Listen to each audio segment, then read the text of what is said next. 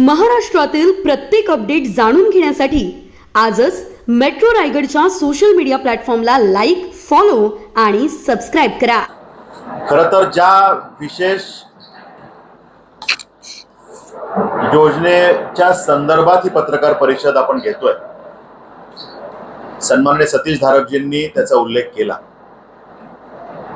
की राज्यभरामध्ये शेतकरी बांधवांसाठी खरं तर ऐतिहासिक निर्णय की ज्या माध्यमातून शेतकरी बांधव ज्याला आपण बळीराजा म्हणतो त्याच्या डोळ्यातले अश्रू पुसण्यासाठीचा एक प्रयत्न राज्याचे विजनरी मुख्यमंत्री देवाभाऊ आदरणीय देवेंद्र फडणवीस यांच्या नेतृत्वातल्या सरकारने त्या ठिकाणी घेतलेला आणि त्या माध्यमातून तोंडाला पानं पुसण्याचं काम नाही तर ठोस निर्णय घेण्याचं काम आणि त्या माध्यमातून शेतकऱ्यांना दिलासा देण्याचं काम हे महायुती सरकारने त्या ठिकाणी हा निर्णय घेतलेला आहे। आणि त्यामुळे खरं तर राज्यातल्या 56 लाख शेतकऱ्यांना थेट लाभ देणारी पुण्यश्लोक अहिल्यादेवी होळकर कर्जमुक्ती योजना ही सरकारने जाहीर केलेली आहे आणि त्या माध्यमातून थोडकी नाही तर 36,585 कोटीची ऐतिहासिक कर्जमाफी ही या सरकारने दिलेली आहे। म्हणजे ह्या योजनेचं वैशिष्ट्य काय आहे तर यापूर्वी शेतकरी कर्जमाफी विषयावरती अनेक वेळा चर्चा झाली, विरोधकांनी मोठा आव आणून चर्चा करण्याचा वारंवार प्रयत्न केला। जेव्हा विरोधकांना संधी मिळाली, त्यांचं सरकार होतं, तेव्हा खरं तर आम्ही सत्तेत आलो तर 7/12 कोरा करू च्या वल्गना वारंवार महाराष्ट्राच्या कानाकोपऱ्यात करणारं सरकार या महाराष्ट्राने पूर्वी बघितलं आणि सत्तेत आल्यावर मात्र जी महात्मा ज्योतिराव फुले कर्जमाफी योजना दिली गेली त्या माध्यमातून अनेक अटी-शर्ती टाकण्यात आल्या। म्हणजे 7/12 कोरा करण्याचा आव ज्यांनी आणला होता त्यांनी काय केलं तर 2 लाखापर्यंत आम्ही कर्जमाफी देऊ, 2 लाखाच्या वरती 1 रुपया जरी तुमचं कर्ज असेल तर तुम्ही योजनेत बसणार नाही आणि तुम्ही लाभार्थी होऊ शकणार नाही, अशा प्रकारची बोळवण नाही तर खऱ्या अर्थानं पाप करण्याचं काम हे तेव्हाच्या उभाटा नेतृत्वातल्या सरकारने, महाविकास आघाडी सरकारने केलं। देवाभाऊंनी जी कर्जमाफी दिली त्यामध्ये वैशिष्ट्य काय तर 2 लाखापर्यंतची सरसकट कर्जमाफी यात देण्याचं काम या सरकारने केलेलं आहे। आणि नुसती कर्जमाफी देऊन सरकार थांबलं नाही तर जे वारंवार वेळेवरती कर्जाची परतफेड करतायत अशा शेतकऱ्यांना सुद्धा प्रामाणिकपणाचं बक्षीस दिलं गेलं पाहिजे, यासाठी 50,000चं विशेष प्रोत्साहनपर अनुदान या योजनेत देण्याचं काम झालेलं आहे। आणि मग त्यामध्ये काही टीका टिप्पण्या करण्याचा प्रयत्न झाला की यामध्ये फक्त 26-27 ला जर का वेळेवर कर्जफेड केली नाही, या वर्षी जर का वेळेवर कर्जफेड केली नाही तर त्याला ते प्रोत्साहनपर अनुदान मिळणार नाही, अशा प्रकारचा एक नेरेटिव्ह सेट करण्याचा प्रयत्न झाला। पण सरकारने आदरणीय देवाभाऊंनी अधिवेशनामध्ये अंतिम आठवड्याच्या उत्तरामध्ये स्पष्टता दिली की मागच्या 3 वर्षापैकी कोणत्याही 2 वर्षामध्ये जर का वेळेवर कर्जफेड आमच्या शेतकऱ्यांनी केली असेल तर तो 50,000च्या त्या अनुदानासाठी त्या ठिकाणी एलिजिबल ठरेल आणि त्यामुळे तोही विषय स्पष्ट त्या ठिकाणी करण्यात आलेला आहे आणि त्यामुळे त्या माध्यमातून सुद्धा शेतकऱ्यांना फायदा होणार आहे आणि त्यामुळे 56 लाख शेतकरी याचे लाभार्थी होणार आहेत। आणि मग यातली जी काही तांत्रिक प्रक्रिया आहे ती तात्काळ पूर्ण करून मला सांगायला आनंद होतो की आजपर्यंत 17 लाख शेतकऱ्यांना डीबीटीच्या माध्यमातून थेट लाभ आतापर्यंतच्या योजनेचा दिला सुद्धा गेला, शेतकऱ्यांच्या अकाउंटमध्ये ते पैसे जमा सुद्धा झाले। आणि मग जर का अशा पद्धतीने हे सरकार काम करणार आहे तर मग त्या ठिकाणी विरोधकांच्या माध्यमातून फक्त प्रश्न विचारले गेले, काही अटी-शर्ती त्या ठिकाणी लावल्या गेला, त्याचा उल्लेख केला गेला, पण सरकारने सांगितलं, ठोकून सांगितलं की कुठल्याही अटी-शर्ती विना आम्ही त्या ठिकाणी हा मोबदला देतोय, हा त्या ठिकाणी आम्ही त्यांना कर्जमाफी देतोय आणि शेतकऱ्यांना सक्षम करणं खरं तर हे आमचं ध्येय आहे। आणि त्यामुळे महाविकास आघाडी सरकारच्या काळामध्ये जे 5 लाख शेतकरी हे तांत्रिक अडचणीमुळे किंवा प्रशासनाच्या उदासीन मानसिकतेमुळे या लाभापासून वंचित राहिले होते, त्यांना सुद्धा या योजनेमध्ये आता समाविष्ट केलं गेलंय आणि 14,000 कोटीची विशेष तरतूद ही त्यासाठी आता केली गेलेली आहे। त्यामुळे शेतकऱ्यांसाठी सातत्याने दूरदृष्टी असणारे निर्णय या सरकारने केलेले आहेत आणि त्यामुळे शेतकऱ्यांचे कैवारी असल्याचा आव बऱ्याच जणांनी आणला, पण त्यांच्यासाठी ते काहीच करू शकले नाही।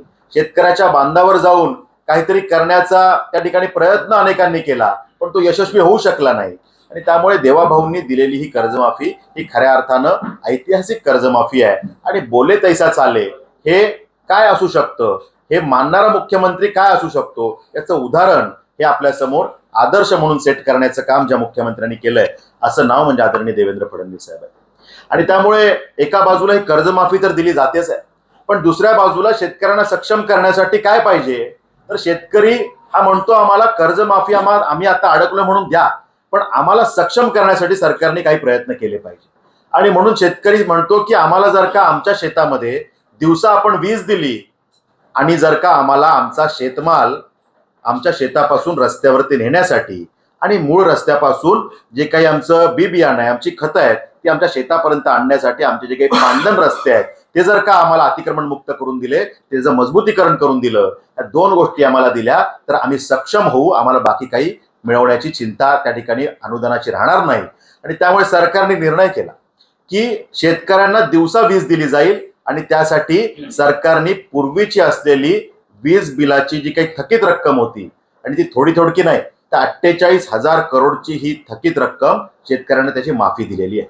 7.5 हॉर्स पॉवर पर्यंतची जी काही वीज शेतकरी वापरेल ती त्याला मोफत देण्याची तरतूद केलेली आहे. आणि ही 48,000 करोडची वीज बिलाची जी काही थकीत रक्कम होते त्याची पण माफी त्या ठिकाणी दिलेली आहे. आणि त्याला जोड म्हणून आता सौर कृषी वाहिनी योजना असेल किंवा सौर पंप योजना असेल, या माध्यमातून शेतकऱ्यांना दिवसा आता हक्काची वीज मिळेल याची तरतूद त्या ठिकाणी होते. शेतकऱ्यांना यापूर्वी काय होत होतं, तर रात्री वीज मिळायची, दिवसा त्यांना वीज मिळत नव्हती. म्हणजे इतर ठिकाणी उद्योगधंद्यांना तुम्ही दिवसा वीज देता आणि शेतकरी ज्याच्या आधारावरती हा देश जगतोय, देश पुढे चाललाय, त्याच्यासाठी मात्र आपण तरतूद करत नाही. ही जी काही त्रुटी होती ती दूर करण्याचं काम सरकारने केलं आणि त्यामध्ये दिवसा सरकारने वीज देण्याची तरतूद केली. पूर्वी आपण बघितलं की मागच्या अनेक सरकारच्या कालावधीमध्ये खरं तर शेतकऱ्यांना वीज राहिली बाजूला, पण लोड शेडिंगचा जो काही परिणाम होता आणि त्यातनं त्रासलेली जनता होती, हा काळ सुद्धा महाराष्ट्राने बघितलेला आहे. आणि आता शेतकऱ्यांना जेव्हा वीज देण्याची वेळ आली तेव्हा त्यांना जर का आपण फक्त रात्री वीज देणार असू तर त्यामध्ये त्यांना अनेक समस्यांना तोंड द्यावं लागत होतं, त्यामध्ये अनेक अपघात होत होते, त्या ठिकाणी अपघातांचं प्रमाण वाढलं होतं आणि मग शेतकऱ्यांना त्या रात्रीच्या विजेचा काहीच उपयोग होत नव्हता. त्यामुळे दिवसा वीज देण्यासाठी सौर विषयावरती आधारित या योजना सरकारने आणल्या आणि त्याचा लाभ अनेक नागरिकांना त्या ठिकाणी होतोय.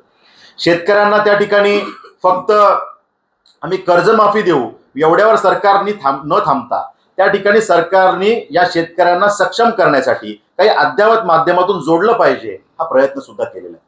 म्हणजे आर्टिफिशियल इंटेलिजन्सच्या माध्यमातून त्या विषयाचा उपयोग आमच्या शेतीला बळकट करण्यासाठी कसा होईल हा प्रयत्न त्या ठिकाणी देवाभाऊंच्या सरकारने केला. आणि त्यामुळे हवामानाचा अंदाज पूर्वीच यावा यासाठी एआयचा काय उपयोग होईल, शेतामध्ये प्रत्यक्ष त्या ठिकाणच्या अनेक उपयोगांसाठी एआयचा वापर आम्ही कसा करू शकतो, शेतामध्ये विविध विषयांच्या फवारण्यांसाठी त्या ठिकाणी खत टाकून त्या ठिकाणी सगळ्या शेतीला पोषक वातावरण तयार करण्यासाठी एआयच्या माध्यमातून आम्ही काय करू शकतो हा त्या ठिकाणी प्रयत्न झाला. सॉइल हेल्थ कार्डच्या माध्यमातून आमच्या शेतीमध्ये काय पिकवलं पाहिजे, कधी पिकवलं पाहिजे, आत्ताची नैसर्गिक परिस्थिती, आत्ताची बाजारपेठेची परिस्थिती, आत्ताची आंतरराष्ट्रीय बाजारपेठेची परिस्थिती याच्यामध्ये समन्वय साधून आता शेतकऱ्यांनी काय पिकवावं याचं मार्गदर्शन करण्यासाठी सॉइल हेल्थ कार्डच्या माध्यमातून शेतकऱ्यांना ताकद देण्याचं काम सुद्धा हे सरकार त्या ठिकाणी करते. आणि त्या ठिकाणी शेतीच्या माध्यमातून जी काही रासायनिक खतातून शेती केली जाते आणि त्यातून त्या शेतीचा पोत कमी होणं, अनेक आजारांना निमंत्रण दिलं जाणं, या सगळ्या विषयाची चिंता करत आता सरकारने नैसर्गिक शेतीला प्रोत्साहन देत देशी गायींचं संवर्धन केलं पाहिजे, देशी गायींना आपल्या शेतीशी जोडून शेतीपूरक व्यवसाय तयार केले पाहिजेत आणि नैसर्गिक शेतीला प्रोत्साहन देण्यासाठी विशेष अनुदानाची सुद्धा सोय त्या ठिकाणी सरकार करते. म्हणजे शेतकऱ्यांना ताकद देण्याचं काम त्या ठिकाणी सरकार करते. पांदन रस्त्यांचा मी उल्लेख केला की ज्या माध्यमातून पूर्वीचे रस्ते म्हणजे माझं शेत जर मागे आहे आणि जर का पुढे कोणी अतिक्रमण केलंय तर माझ्या शेतात जायला मला वाट नाही अशी स्थिती त्या ठिकाणी येत होती. शासनानं निर्णय केला, खास करून महसूल मंत्रालयाने त्यात इनिशिएटिव्ह घेतला आणि तात्काळ पांदन रस्ते मोकळे केले गेले पाहिजेत, प्रत्येकाला शेतामध्ये जाण्यासाठी हक्काचा शेतरस्ता असला पाहिजे हा निर्णय त्या ठिकाणी केला. आणि त्या ठिकाणी आदेश दिले गेले की तहसीलदारांनी तात्काळ कारवाई करावी आणि प्रत्येक विषयावरती 1 महिन्याच्या आतमध्ये हा विषय निकाली काढावा असे निर्णय देऊन त्यावर कारवाईला सुरुवात झाली. आणि त्यामध्ये 1,000 कोटीचं विशेष बजेट देऊन या पांदन रस्त्याला मजबूतीकरण करण्यासाठी त्या ठिकाणी तरतूद केली गेली आणि त्यामुळे पांदन रस्त्यांचं आता मजबूतीकरण होणार. पांदन रस्ते मजबूत ते होणार, तयार होणार आणि त्या ठिकाणी त्याचं खडीकरण, मुरुम टाकून त्याला सपाटीकरण करणं, रोलिंग करून त्याला प्रेस करणं, शेतात जाण्यासाठी थेट रस्ता तयार होणं. त्या माध्यमातून आमचा ट्रॅक्टर शेतात जाऊ शकतो, त्या माध्यमातून आम्हाला आमची बैलगाडी शेतात थेट जाऊ शकते. हा मार्ग तयार करण्याचं काम त्या ठिकाणी केलं. म्हणजे सरकारच्या माध्यमातून अनेक हायवे तर बांधले जात आहेत, अनेक हायवेच्या माध्यमातून इन्फ्रास्ट्रक्चर डेव्हलपमेंट तर होते, पण शेतकऱ्यांचं दुःख कायम होतं की हो, माझ्या शहराचा, माझ्या गावाचा, माझ्या राज्याचा विकास व्हायला पाहिजे, पण माझ्या शेतात जाण्यासाठी काय, हा प्रश्न मात्र अनुत्तरित होता. त्याचं उत्तर सरकारने दिलं आणि पांदन रस्त्यासाठीचा, शेत रस्त्यासाठीचा मार्ग मोकळा करून दिलेला आहे. त्यामुळे खरं तर शेतकऱ्यांनी आज देवाभाऊंचे अनेक माध्यमातून आभार मानलेले आहेत. अनेक ठिकाणी मेळावे होत आहेत, कार्यक्रम होत आहेत आणि त्यातून अनेक कार्यक्रमाच्या माध्यमातून शेतकरी बांधव देवाभाऊंच्या सरकारचे, महायुती सरकारच्या प्रत्येक घटकाचे या ठिकाणी आभार व्यक्त करतायत. या पूर्वीचं सरकार आम्ही बघितलं की जे फक्त वल्गना करत होतं, पण हे सरकार खऱ्या अर्थानं राज्यातल्या शेतकऱ्यांची चिंता करणारं सरकार आहे. सरकारने या माध्यमातून दूरदृष्टी असणारे काही निर्णय केलेले आहेत. म्हणजे आपल्याला माहिती आहे की मागेल त्याला शेततळे योजनेच्या माध्यमातून सुरुवातीला जेव्हा योजना आली तेव्हा त्याचा इम्पॅक्ट समजत नव्हता, पण मागेल त्याला शेततळे योजना ही इतकी पॉप्युलर योजना झाली की त्या माध्यमातून आज अनेक शेतांमध्ये हक्काची शेततळी तयार झाली आणि त्यातून शेतीला मिळणारं शाश्वत पाणी, त्यातून आज शेतकऱ्यांना जो फायदा होतोय, शेतकरी त्यांच्या टेस्टिमोनियलमध्ये, त्यांच्या संवादामध्ये, त्यांच्या भावना व्यक्त करताना हे बोलून दाखवतायत की हो, देवाभाऊंच्या सरकारमुळे आमच्या शेतामध्ये शेततळ होऊ शकलं. त्या ठिकाणी जलयुक्त शिवार योजना, ज्याच्यावरती सुरुवातीला टीका करण्याचं काम अनेकांनी केलं, पण जलयुक्त शिवार योजना ही सरकारने दिलेली इतकी लँडमार्क योजना होती की सरकारने तर योजना दिली, पण त्या श्रमदानाच्या माध्यमातून अनेक मोहिमा उभ्या राहिल्या, अनेक एनजीओ यात स्वतः या सगळ्या प्रक्रियेमध्ये प्रत्येकाने खारीचा वाटा उचलला आणि त्यातून जी काही वॉटर लेवल वाढलेली आहे, त्या माध्यमातून ज्या भागामध्ये पाणी नव्हतं, ज्या भागामध्ये बोरिंगला पाणी लागत नव्हतं, त्या भागामध्ये आता शेकडो किलोमीटर दूरपर्यंत बोरिंगलाही पाणी लागतं आणि वॉटर लेवल वाढण्याचं काम त्या ठिकाणी झालेलं आहे. आणि त्यामुळे आता परदेशातून अनेक डेलिगेशन अभ्यासासाठी येतात की जलयुक्त शिवार योजनेचं जे यश होतं त्याचा अभ्यास करण्यासाठी अनेक डेलिगेशन या ठिकाणी येतात. ही स्थिती तयार झालेली आहे.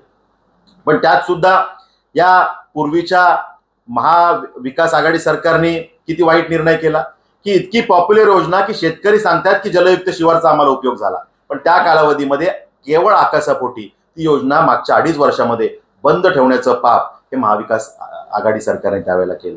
आता पुन्हा महायुती सरकार आलं, त्यांनी पुन्हा ही योजना सुरू केली आणि त्यामुळे नागरिकांच्या चेहऱ्यावर, शेतकऱ्यांच्या चेहऱ्यावर पुन्हा एकदा त्या माध्यमातून आनंद आहे. त्याचबरोबरीनं जे काही कोकणात पाणी पडतं, जे 200 TMC पर्यंतचं जे पाणी, की जे पाणी पडतं आणि समुद्राला वाहून जातं, हे पाणी काही दुष्काळ असणाऱ्या भागांमध्ये वाहून नेता येईल का, हा प्रयत्न देवाभाऊंच्या सरकारने 2015ला सुरू केला होता. मधल्या कालावधीमध्ये त्यामध्ये सरकारमध्ये बदल झाल्यामुळे तो प्रयत्न थांबला होता, पण पुन्हा एकदा त्या प्रयत्नांना सुरुवात झाली आणि वैनगंगा, नळगंगा योजनेच्या माध्यमातून हे पाणी वाया जाण्यापेक्षा आमच्या राज्यातल्या इतर काही दुष्काळग्रस्त भागांना त्याचा उपयोग होऊ शकतो का, हा प्रयत्न त्या ठिकाणी करण्यात आलेला आहे. म्हणजे काही भागांमध्ये नद्यांना पूर येतात आणि काही भागांमध्ये नद्या कोरड्या असतात. हे जे काही विषमतेचं वातावरण आहे, याला कुठेतरी समन्वयाच्या माध्यमातून एकत्रित आणण्याची गरज आहे. आणि जर का ह्या नद्यांना जोडलं गेलं तर महाराष्ट्रभरामध्ये ह्या पाण्याचा उपयोग होऊ शकतो आणि शेतीला पूरक वातावरण तयार होऊ शकतं. हा प्रयत्न त्या ठिकाणी सरकार करतंय आणि त्यासाठी विशेष तरतूद, आर्थिक तरतूद ही पुरवण्या मागण्यांमध्ये सुद्धा करण्यात आलेली आहे. मला वाटतं की शेतकरी कर्जमाफी एवढंच करून सरकार थांबलं नाही, तर शेतकऱ्यांच्या डोळ्यातले अश्रू हे कायमस्वरूपी पुसले गेले पाहिजेत, त्यांच्या चेहऱ्यावर कायमस्वरूपी हास्य उमलवलं गेलं पाहिजे. त्यासाठी सातत्याने सरकार प्रयत्न करतंय आणि शेतीपूरक व्यवसायांना ताकद देत त्यासाठी वेगवेगळ्या योजनांच्या माध्यमातून शेतीपूरक व्यवसाय डेव्हलप व्हायला पाहिजेत, यासाठी सरकार अर्थसहाय्य करते. वेगवेगळ्या योजनांमध्ये याची तरतूद केली जाते. फूड प्रोसेसिंगच्या माध्यमातून आंतरराष्ट्रीय बाजारपेठेमध्ये आपला एक स्टेक असला पाहिजे, यासाठीचा प्रयत्न सरकार त्या ठिकाणी करते आणि त्यासाठीची ठोस आर्थिक तरतूद सुद्धा सरकारने या बजेटमध्ये केलेली आहे. त्यामुळे मला या पत्रकार परिषदेच्या माध्यमातून खरं तर जनतेच्या वतीनं सरकारमधल्या प्रत्येक घटकाचं अभिनंदन करायचं आहे. शेतकरी बांधवांच्या वतीनं आदरणीय देवाभाऊ, आदरणीय एकनाथ शिंदे, आदरणीय सुनेत्राताई पवार या सर्वच मान्यवरांचं आणि एकंदरीत मंत्रिमंडळाचं अभिनंदन करायचं आहे की जनसामान्यांच्या भावनांची कदर असणारं सरकार या राज्यात काम करतंय. आजच्या या पत्रकार परिषदेमध्ये मला हाच विषय मांडायचा होता. Subscribe now and press the bell icon. Never miss an update.